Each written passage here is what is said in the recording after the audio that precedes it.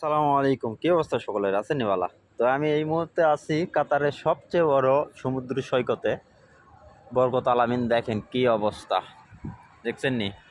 আসলে মজা করলাম, এটা হলো রোডের অবস্থা।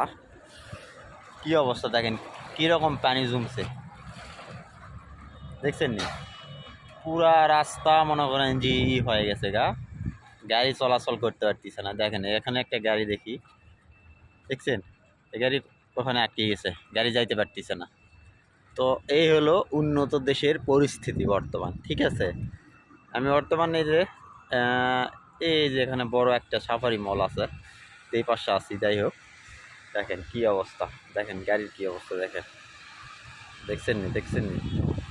দেখছেন কি অবস্থা? গাড়ি কত দূর পর্যন্ত পানি উঠছে, দেখছেন?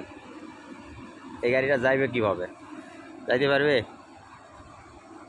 আর সবচেয়ে মজার জিনিস দেখেন, যখন গাড়িগুলো যাইতেছে, যে দেখেন কিনারের কি অবস্থা, দেখেন কিনারে মনে হইতেছে যে সাগরের ঢেউ, সাগরের ঢেউ। এই হলো অবস্থা, ঠিক আছে?